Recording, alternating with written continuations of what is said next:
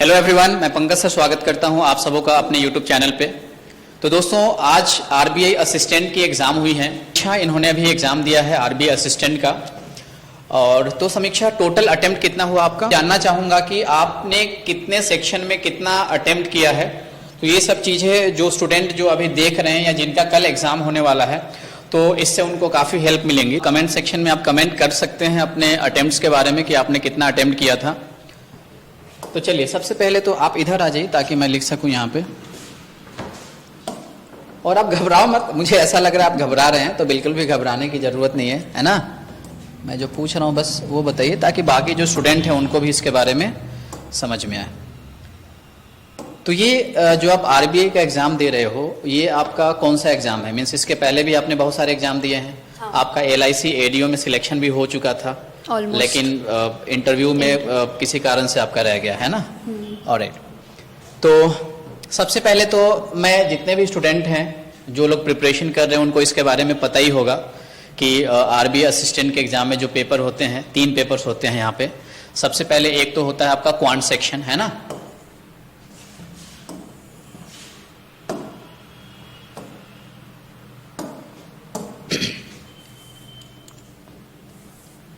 Quantitative aptitude,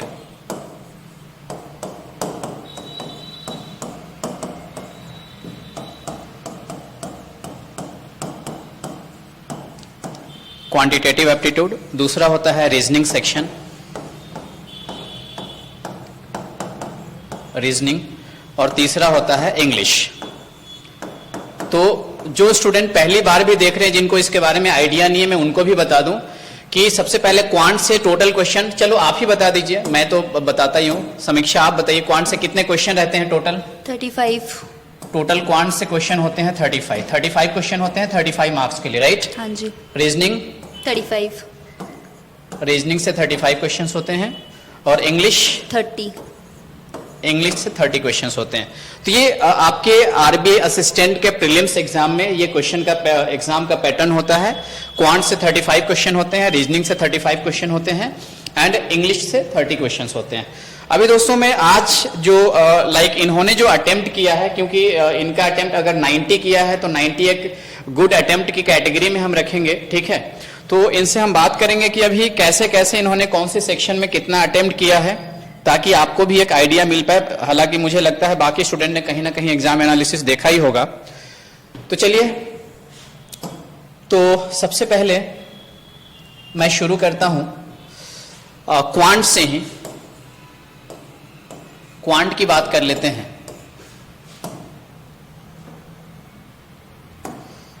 तो मुझे बताइए, शुरू से बताइए, आपको सारी चीजें याद है पहले कि एग्जाम में जो टॉपिक मींस क्वेश्चन तो नहीं, बट कितने अटेम्प्ट किए आपको याद है यहाँ पे? हाँ। तो बताइए, सबसे पहले तो सिंप्लीफिकेशन से क्वेश्चन पूछा गया था। हाँ जी। पूछा गया था सिंप्लीफिकेशन। थोड़ा सा मैं फॉन्ट कम कर देता हूं।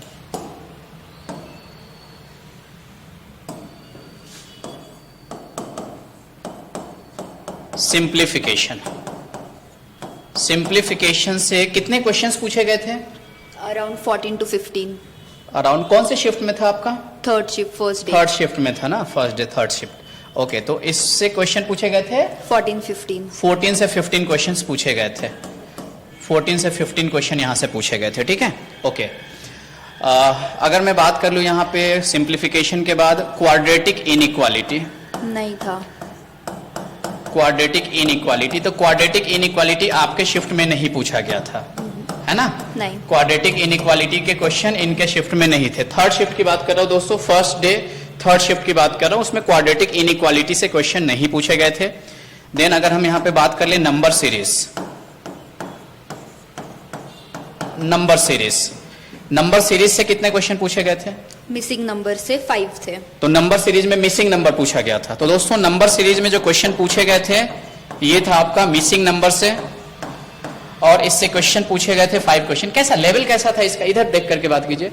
मींस लेवल कैसा था क्वेश्चन का? जो मिसिंग नंबर सीरीज के क्वेश्चन थे, कैसे पूछा गया था?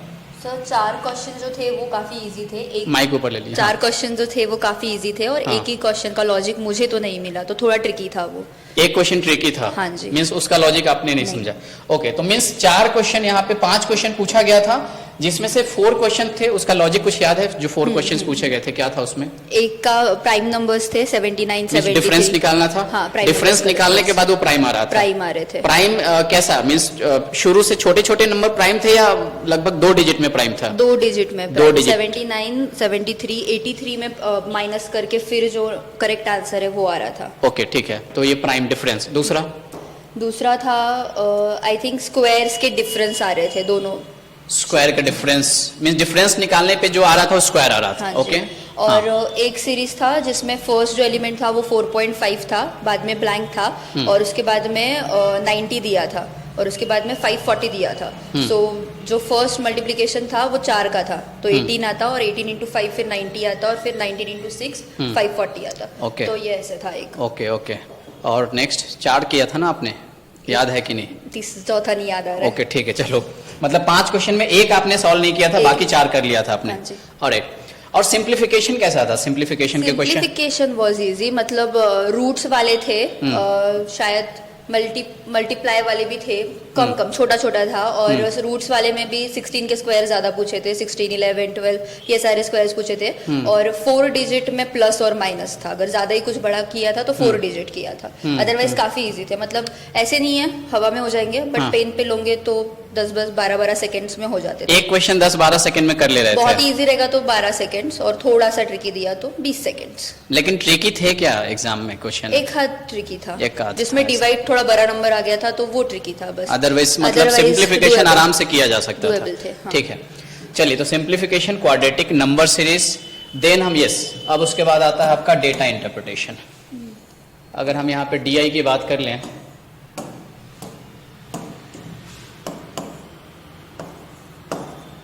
डेटा इंटरप्रिटेशन,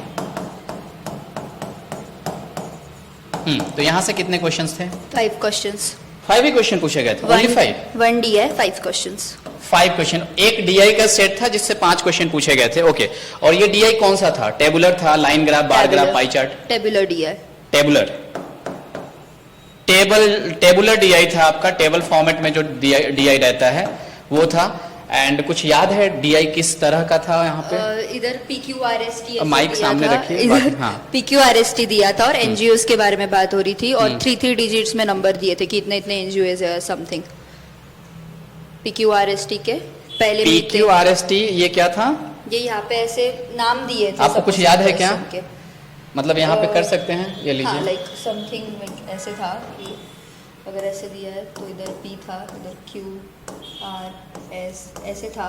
हाँ। और यहाँ पे NGO1 और यहाँ पे NGO2 और यहाँ पे ऐसे 3 मतलब 345 मतलब 25 रहेंगे, यहाँ पे और समथिंग कुछ रहेगा, तो ऐसे ऐसे ही दिया था। मिस बेसिकली यहाँ पे ये PQRS ये पर्सन के नेम है, पर्सन के नेम है। NGO1 और NGO2 और इसका नंबर दिया हुआ था। हाँ जी, है ना? मतलब NGO1 में P से कितने परसेंट इतने हैं NGOs, उसके दूसरे में उसके NGOs, इसके कितने NGO है, R के कितने हैं, इससे रिलेटेड। एंड देन जो क्वेश्चन पूछे गए थे वो कैसे क्वेश्चन थे? उसमें के 3 क्वेश्चंस मतलब काफी इजी थे कि प्लस माइनस करके आ जाएंगे। एक क्वेश्चन उसमें ऐसे था कि 3 का दिया था और एवरेज दिया था 119, तो इंटू 3 करके तीनों का निकालना था, और 2 का इधर से ही था, तो वो 2 का उसमें से माइनस करना था। ओके, तो थर्ड का मतलब उसमें कैलकुलेटिव कोई था क्या? 5 में ऐसा कोई बहुत ज्यादा नहीं, थोड़ा सा, थोड़ा मतलब 5 किया जा सकता था। हाँ, मतलब 3 क्वेश्चन डायरेक्टली दिए थे, और 2 क्वेश्चन जो थे वो रिमेनिंग पर्सन से Z पर्सन दे दिया, F पर्सन दे दिया, 2 क्वेश्चन मतलब उसको भी किया जा सकता था, कोई इशू नहीं है।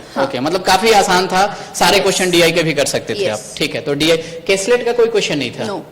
ऑलराइट, तो simplification, quadratic number, data interpretation, and then अब क्या बचा? अरिथमेटिक की और कुछ था? स्पीड मैथ्स में तो इतना ही था।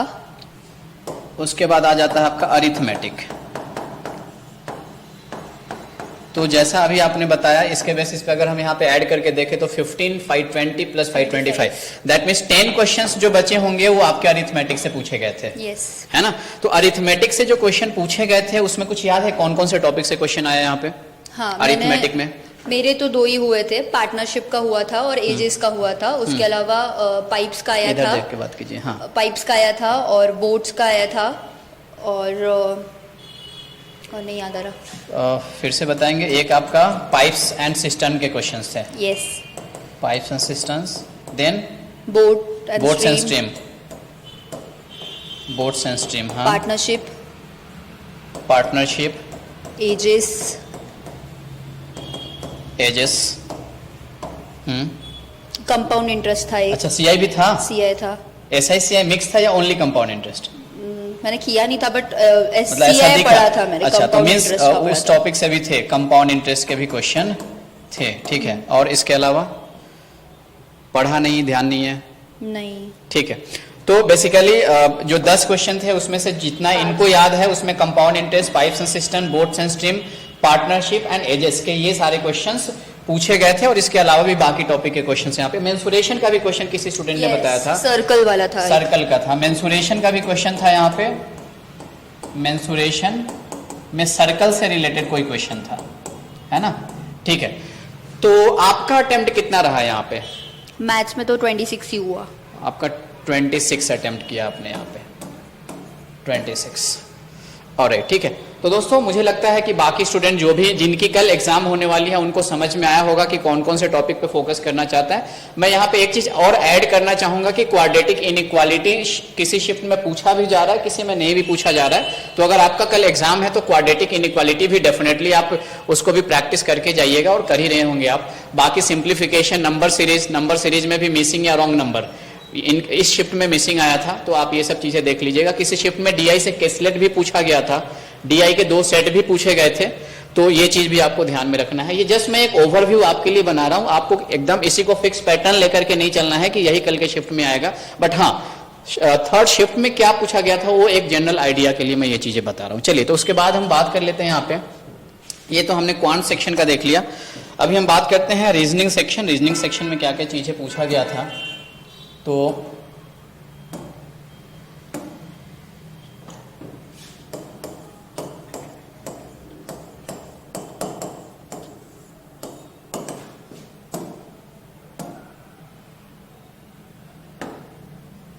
ऑलराइट, चलिए तो मुझे बताइए रीजनिंग में क्या क्या था, आप बताइए, मैं यहाँ पे लिख रहा हूँ। रीजनिंग में क्या क्या पूछा गया था, कौन कौन मिसलेनियस बताना है? नहीं, पहले सेटिंग अरेंजमेंट पजल से शुरू करते हैं। मुझे सेटिंग अरेंजमेंट बताइए। ओके, एक सर्कुलर था 8%, सर्कुलर 8%। एक मिनट, सेटिंग अरेंजमेंट में सर्कुलर से पूछा गया था। सर्कुलर कितने क्वेश्चन थे? 8 पीपल इनवर्ट फेसिंग। 8 पीपल, 8% से रिलेटेड क्वेश्चन था। और facing centre, yes, facing centre, alright.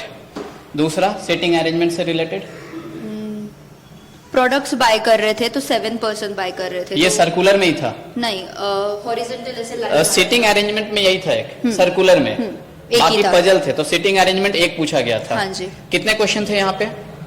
5 question. 5 question. तो यहाँ पे सिटिंग अरेंजमेंट में सर्कुलर से पूछा गया था जिसमें 5 क्वेश्चंस पूछे गए थे।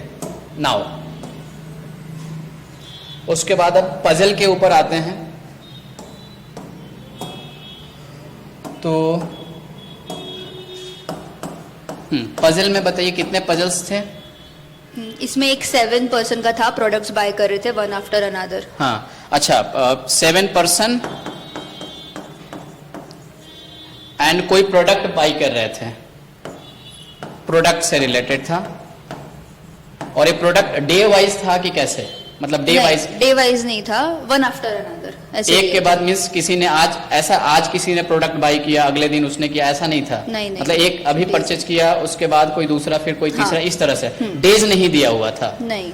अच्छा, तो प्रोडक्ट बाई कर रहे थे one after another. Particularly products ही बाय कर रहे थे ये याद नहीं है मुझे, बट हाँ। 7 पीपल हॉरिजॉन्टल लाइन बन रहा था, तो वैसे था। 7% हॉरिजॉन्टल लाइन, हॉरिजॉन्टल या vertical? Vertical line, sorry. Vertical line में हमें, मतलब बेसिकली आप जब अरेंज किए तो वर्टिकल करके आपका यहाँ पे अरेंजमेंट हो गया। यस। तो ये जो फ्लोर बेस्ड वगैरह टाइप का रहता है या बॉक्स उस तरह का था? हाँ, क्या कुछ वैसे था, मतलब लॉजिक कुछ उसी तरह का यूज कर लॉजिक रहे वैसे थे। ही था। हाँ। लेकिन क्वेश्चन यहाँ पे प्रोडक्ट बाई करने से रिलेटेड कि इसके बाद ये प्रोडक्ट बाई करेगा, उसके बाद वो नहीं रहेगा, हाँ। सबसे लास्ट में इसने प्रोडक्ट बाई किया, ऐसा कुछ था क्या? हाँ, मतलब ए और बी में 1% रहेगा, ए और सी में 3% रहेंगे, ई और एफ में मोर देन 1 रहेगा, ऐसे कंडीशन। ठीक है, तो ये एक का याद है क्या? हाँ। तो बता दीजिए कौन सा आंसर, क्या था इसका आंसर? फिर बी था, फिर 1, 2, 3% सी था, फिर 1% लास्ट में डी था, और आई थिंक था, फिर इधर G था और हम्म। फिर इधर F था।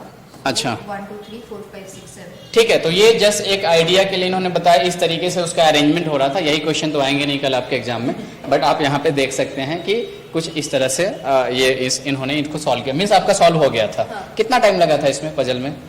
1.5 2 मिनट्स। Maximum 2 minutes. ओके, तो 2 मिनट में आप ये पजल को सॉल्व कर सकते थे, क्योंकि पेपर इजी आ रहा है। ठीक है, चलो, तो पजल से ये 7% वाला था, और एक 8 फ्लोर वाला था। फ्लोर था, मतलब फ्लोर ही लिखा हुआ था या कुछ उसी टाइप का था? फ्लोर ही था। फ्लोर ही था क्या? 8 पर। फ्लोर बेस्ड पजल फिर इसको बोल सकते हैं। हाँ,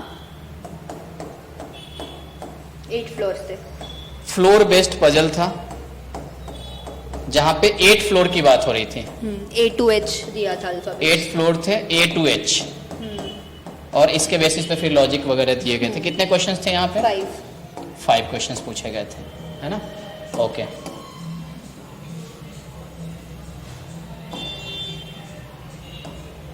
चलिए, तो ये सिटिंग अरेंजमेंट पजल हो गया हमारा। अब हम बात कर लेते हैं, जी बताइए, और क्या पूछा गया था यहाँ पे? एक अल्फा न्यूमेरिकल सीरीज पूछी थी। पहले अल्फा न्यूमेरिक पे हम आएंगे। आप बता दीजिए मुझे, सिलॉग से क्वेश्चन पूछे गए थे? नो। सिलॉजिज्म से क्वेश्चन थर्ड शिफ्ट में नहीं पूछा गया था। इनइक्वालिटी? हाँ, 4 थे। कंफर्म 4 थे कि 3 से 4 ऐसा कुछ? नहीं, 4 थे। 2 डायरेक्ट थे और 4 क्वेश्चन थे, जिसमें 2 सिंगल स्टेटमेंट, हाँ, और बाकी दो statement, double statement. Double statement. तो ये 4 क्वेश्चन पूछे गए थे, काफी इजी क्वेश्चन थे, देख करके आंसर देने वाला था। ठीक है, चलो, तो ये तो 4 क्वेश्चन, मुझे लगता है 30 सेकंड में चारों क्वेश्चन का आंसर दिया जा सकता हाँ। है ना? ऑलराइट, उसके बाद अगर मैं बात कर लूं blood relation. 3 questions. Blood relation से कितने क्वेश्चन थे? 3 क्वेश्चन पूछे गए थे। कैसा था? सिंपल था? इजी था। इजी था, ओके। Direction sense? नहीं था। डायरेक्शन सेंस से क्वेश्चन नहीं पूछा गया था। देन अगर हम बात कर ले ऑर्डर एंड रैंकिंग, नहीं। ऑर्डर एंड रैंकिंग से भी क्वेश्चन नहीं था, है ना? ओके, उसके बाद अगर हम यहाँ पे बात करें,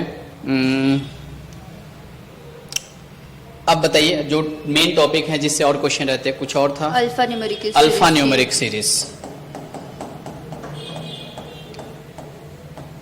अल्फा न्यूमेरिक सीरीज कितने क्वेश्चन थे यहाँ से? 5 क्वेश्चन थे, ओके। 5 क्वेश्चन, मतलब सिंपल था या कैसा? इसमें कुछ ट्विस्ट वगैरह किया था, कुछ क्वेश्चन घुमा करके पूछा? सिंपल, हाँ। ऑलराइट। उसके बाद एक न्यूमेरिकल सीरीज 3 डिजिट के 5 जैसे नंबर सीरीज टाइप का रहता है, जैसे 235, Yes. 531, 629, 735, इस तरह से क्वेश्चन हाँ, रहते हैं। ऐसे यहाँ 5 पे डिजिट को अरेंज करने के बेसिस पे असेंडिंग या Ascending order, डिसेंडिंग। descending तो order। यहाँ से कितने क्वेश्चन पूछे गए थे? 5 क्वेश्चन। तो इस टाइप का भी 5 क्वेश्चन पूछा गया था, ठीक है? अच्छा, और कौन से क्वेश्चन थे? पेयर फॉर्मेशन का भी क्वेश्चन पेयर पूछा गया था। फॉर्मेशन में एक क्वेश्चन पूछा था, 3 पेयर्स बन रहे थे। पेयर फॉर्मेशन का क्वेश्चन पूछा गया था। पेयर कितने बन रहे थे? 3 पेयर्स बन रहे थे। काउंटिंग कैसे करना था? बोथ साइड, फॉरवर्ड बैकवर्ड, दोनों forward and sides। Backward direction दोनों आपको यहाँ पे लाइक काउंट करना था, दोनों डायरेक्शन में। और इसमें कुछ क्वेश्चन पूछा गया था। टोटल कितने क्वेश्चंस हुए आपके? 5। और यहाँ पे Meaningful word।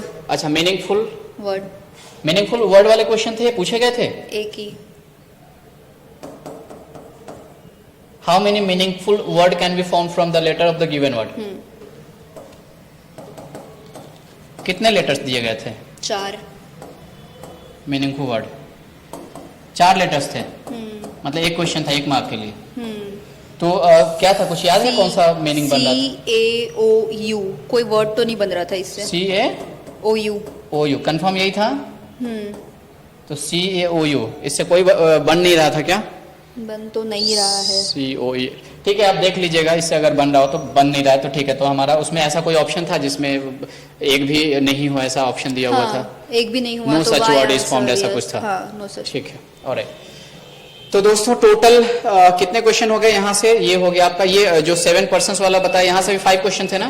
तो ये आपके 5 question, 5 10, 5 15, 15 + 4 19, 19 plus 3 22, 22 plus 5 27 plus 5 32, 32 plus 1 33 plus 1 34। एक और क्वेश्चन कुछ रहा होगा जो आपका मिसिंग है, ठीक है। तो एक और मिसलेनियस में ही कुछ रहा होगा, आपको ध्यान में नहीं है ना, ठीक है। तो इस तरह से टोटल 35 क्वेश्चंस यहाँ पे रहे होंगे। और एक वो था जो ऑड मैन आउट बताते हैं ना अल्फाबेट वाले, JQX दिया है, ACD दिया है, हाँ। जैसे 5 जो अलग अलग ऑप्शंस में बताते हैं, हाँ। उसमें से ऑड वन फाइंड करना था। ऑड वन, तो एक ऑप्शन दिए गए थे, उसमें से कौन सा Odd ऑप्शन one। ऑड है वो निकालना था। तो एक क्वेश्चन वहां से आपको पूछा गया था। तो इस तरह से टोटल आपके पास 35 क्वेश्चन है रीजनिंग में, ठीक है। तो आपने कितना अटेम्प्ट किया यहाँ पे? 34। आपने 34 अटेम्प्ट किया, काफी अच्छा अटेम्प्ट है आपका 34 अगर आपने यहाँ से किया तो। चलिए अब हम बात कर लेते हैं यहाँ पे इंग्लिश सेक्शन के। हालांकि ये सब्जेक्ट मेरा तो नहीं है, फिर भी कितने आपने अटेम्प्ट किया वो देखेंगे यहाँ पे हम।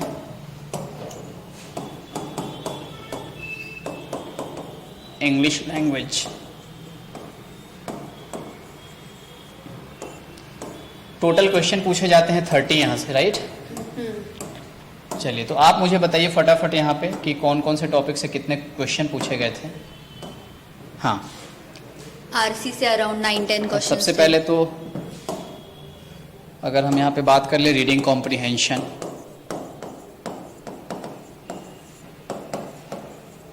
रीडिंग कॉम्प्रिहेंशन से कितने क्वेश्चंस थे? 9 to 10। 9 to 10 questions, okay. Then errors पूछा था, लेकिन स्टेटमेंट वाला पूछा था, पार्ट में नहीं पूछा था। अलग अलग स्टेटमेंट्स दिए थे और करेक्ट वन फाउंड करना था, एरर नहीं फाउंड करना थोड़े था। से एनर्जेटिक रहिए क्योंकि मुझे लगता है आप घबरा रहे हैं, है ना, तो बिल्कुल भी वैसा नहीं करना है। चलो तो रीडिंग कॉम्प्रिहेंशन, देन क्या बोला आपने? एरर वाले क्वेश्चन, एरर वाले क्वेश्चन थे यहाँ पे, जिसमें 5 अलग अलग सेंटेंसेस दिए थे और करेक्ट वन फाउंड करना था उसमें से।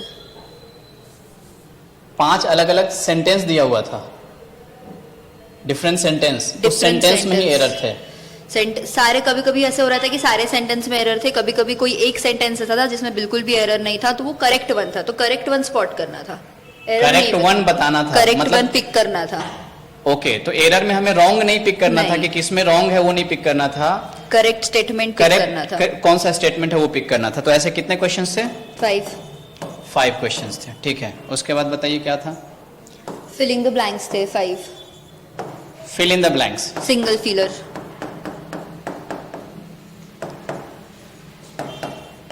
फिल इन द ब्लैंक्स, यहाँ से कितने क्वेश्चंस थे? 5 क्वेश्चंस, ऑलराइट। पैराजम्बल था। पैराजम्बल, पैराजम्बल से कितने क्वेश्चन थे? 5 to 6 थे, 6 स्टेटमेंट था। 5 to 6 क्वेश्चंस, ठीक है। देन और बताइए टोटल कितने हो गए आपके? 10 5 15 5 20 प्लस 5 25 और कुछ 5 क्वेश्चन। मिसिंग स्पेलिंग मिस्टेक्स थे 5। स्पेलिंग मिस्टेक्स मीन्स स्पेलिंग में एरर था वो आपको पता करना था। ऐसे 5 क्वेश्चंस हैं, तो टोटल ये 30 क्वेश्चंस हो गए। तो सिनोनिम्स बताना है। सिनोनिम्स याद है आपको? बता दीजिए।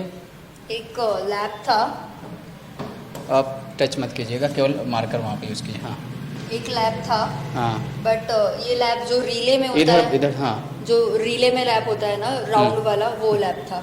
ओके। और एक ट्रेन था, तो इधर किसी ट्रेनिंग की ये हो रही थी बात, तो ट्रेनिंग वाइज उसका प्रिपेयर आ रहा था और इसका राउंड आ रहा था आंसर। ओके, और कुछ याद है बाकी आपको यहाँ पे? एक आरसी में भी फिलिंग द ब्लैंक थी, तो उसका बॉट आ रहा था आंसर। क्या आ रहा था? बॉट। बॉट, मतलब लेना, BOUGST। हाँ, ओके शूज लेना था, तो वो आ रहा था आंसर। Okay okay. और बाकी सारे तो स्टेटमेंट वाले थे। Okay, parajumble. अच्छा, ये रीडिंग कॉम्प्रिहेंशन कैसा था? स्टोरी बेस्ड था? इजी था। एक पर्सन था जिसको शूज चाहिए थे अपने रनिंग कंपटीशन के लिए, तो वो हाँ। कुछ समथिंग सेल करता है फिशेस वगैरह जाके, तो उसके स्टोरी बेस पे ही था पूरा का पूरा। ओके, और पैराजम्बल भी जो था वो प्रॉपरली स्टोरी बेस ही दिया हुआ था। ठीक है। तो आपने यहाँ पे इंग्लिश में कितना अटेम्प्ट किया था? फुल 30। पूरा अटेम्प्ट किया था, 30 आपने अटेम्प्ट किया था। Very good. तो ठीक है, तो जो लोग कल एग्जाम देने जाने वाले हैं, इधर देख करके बताइए कि उनको कुछ आप सजेशन देना चाहेंगे कि कौन कौन से टॉपिक पे फोकस करके जाना है और कैसे फंसना नहीं है, कुछ आपकी तरफ से, क्योंकि आपने अटेम्प्ट किया ऑलरेडी, घबराइए मत। अगर आप किसी स्टूडेंट को कुछ बताना चाहें, पहली बार आप कैमरा के सामने आए तो हो सकता है आपको ऐसा फील हो रहा होगा, ठीक है? तो यहाँ पे देख के बताइए ताकि उनको लगे हाँ कैमरे की तरफ देख मुझे तो ऐसा लगता है कि इंग्लिश और रीजनिंग है वो डुएबल है, अगर प्रैक्टिस होते रहती है तो हो जाएगा। बट थोड़ा सा मैथ्स, जितना स्पीड मैथ्स से उतना जितना जल्दी कर लोगे उतना अरिथमेटिक को टाइम दे पाओगे, और 5-6 तो भी मिनिमम निकलना चाहिए, क्योंकि आरबीआई का पेपर है तो 90+ अटेम्प्ट होना चाहिए। तो बस थोड़ा सा मैथ्स में थोड़ी सी एनर्जी और स्पीड जितना ज्यादा अच्छा रहेगा उतना बेनिफिशियल रहेगा। ओके, और रीजनिंग में? रीजनिंग डुएबल है, कोई भी ऐसा पजल नहीं है जिसमें काफी टाइम तक स्टक हो जाओ, तो ठीक है। मतलब रीजनिंग में 20 मिनट्स में 35 करना इज डुएबल रीजनिंग में। और इंग्लिश भी अच्छा आ रहा है, लाइक पीओ के जैसे सिनोनिम एंटोनिम नहीं पूछते तो इजीली फाइंड आउट कर सकते हो। एरर्स थोड़े से डिफरेंट थे, जिसका इंग्लिश अच्छा नहीं है उसको ऑफकोर्स थोड़ा सा ये जाएगा, बट फाइंड कर लोगे अगर। ओके, तो मींस 90+ इजीली किया जा सकता है। अगर कोई भी स्टूडेंट अगर उसकी कैलकुलेशन अगर अच्छी खासी है तो वो मींस मैथ्स में भी अच्छा खासा स्कोर कर सकता है। 96, यस। रीजनिंग में आउट ऑफ पूरा का पूरा वो आउट ऑफ पूरा किया जा सकता है, और इंग्लिश में भी लगभग अगर उसकी इंग्लिश ठीक अटेम्प्ट्स ठाक तो पूरे किए जा सकते हैं। हाँ। और एक्यूरेसी तो इंग्लिश में 2-3 गलत हो ही जाता है। अच्छा, तो मतलब इंग्लिश में पूरा अटेम्प्ट कर सकते हैं, कर बट 2-3 गलत होने के चांसेस हो सकते हैं। yes।